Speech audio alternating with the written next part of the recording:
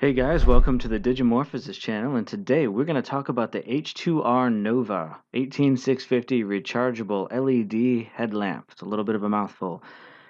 I have been looking forward to trying out a headlamp like this. If you guys have seen my other recent reviews, you've seen that I did the H1R and the H1, which is the smaller predecessor of this, and I had mixed feelings about it. I mean, it was a decent little light for its size, and it's very compact and convenient, but it just didn't have the brightness or the runtime for me to feel like I was going to use it as an everyday light. This light packs a whopping 2300 lumens. So off the bat, you can tell it's a very different light than its predecessors. It has 153 meters of throw range, which is much farther than the other one. You can see it here. Focus. It's a bit longer of a flashlight than the ones that came before it because it has to house the larger 18650 battery, which I'll pull out here. This is rechargeable if you have a special lithium-ion recharger pack, but what's great about the Olight series here is that all of them come with a magnetic tail cap. As you see, it snaps right on. And then you can just plug this end into any device with a USB connection, be it your laptop or if you have a phone charger or an adapter or anything. This light on the back here will glow orange while it's charging, and then it will turn green when the flashlight's done. That makes it very easy to keep the flashlight charged between uses without having to buy any additional hardware. You can tell with the length of it, it's pretty comfortable in the hand to just hold, and you could use it as a kind of a handheld light as well, but since it's forward facing, you could use this pocket clip on the back to stick it down in a shirt and have it shine forward out from there. It's operated by this switch on the top. One switch turns the light on, another switch turns it off. Double tapping it puts it into its turbo mode, which as you can see is extremely bright, and triple tapping it activates SOS mode. So as I took it outside to use it, a couple of the things that struck me right off the bat.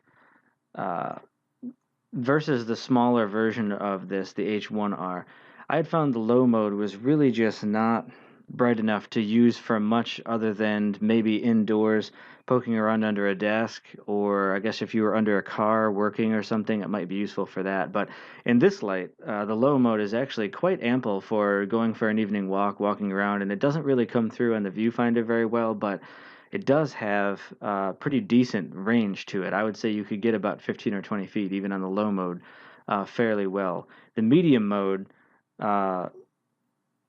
makes for an even better all-around light. Nice distance. I would say it seems comparable to the higher mode of the smaller light. But I wouldn't even, I say a lot in flashlight reviews, the medium mode is where you spend most of your time, and I don't even know that that's necessary with this light. The low does a great job.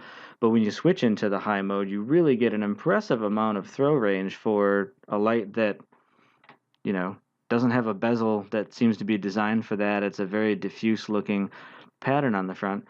But it does a great job. There's no real hot spot. It's a very wide, very averaged beam, I guess you could call it. And then where the light really shines, pun intended, is when you throw it on the turbo mode outside, you get those full 2300 lumens. That just lights up everything in front of you, and it's a much wider spill light than some of the other high lumen ones that I've reviewed. So it's about as bright or a little brighter as like the R50 and a few others that I've tried, but it just really gives you a sense of like boom, of everything in front of you because it's so wide of the light that you get there. One thing I'll comment on though, not only do the specs of this light say that you get a relatively short runtime on turbo, but the light gets very hot very quickly. Just with it on for a minute or so, shining around my backyard, it was getting noticeably hot in my hand. So it might be uncomfortable if you're in a very cold setting, especially if you're wearing it on your head or in a pocket. And it's probably not great for the light to leave it on. So turbo would definitely be for, you need a ton of power for just a minute or less to really check something out. It wouldn't be a mode, even if the light permitted you to do it, that you'd want to leave it on long term with that. It comes with all of the usual Olight features that you would expect of one of these lights, IPX8 waterproof, ratings and things like that. It's impact resistant to a couple meters. It's got the anodized aluminum finish on it. It's very durable. It has no battery rattle. Very nice features. The button feels very smooth. There's no rattle or wiggle in the button, which is just a mark of quality of the build, which I really like about these lights. And it's hand size. It's about the same length as the S2R light that I've also reviewed, and the S30R, those types of lights. Great pocket light. You could make this one an everyday carry if you wanted, which is a huge difference from what I felt about the H1R.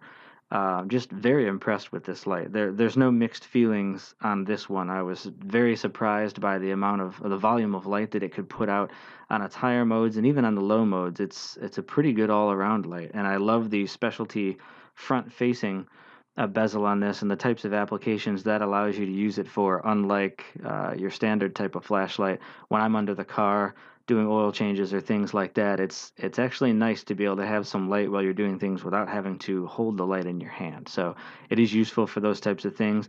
And I'm also going camping this weekend, so I will be bringing this along as well. And I look forward to using it there. So there's the H2R. That's a quick review for you guys of my thoughts on it. And if you were considering getting this light, hopefully this was helpful for you, and I'll happy to answer questions about it in the comments below if you have anything specific you're wondering about it. Thanks for watching, and join us in our next video.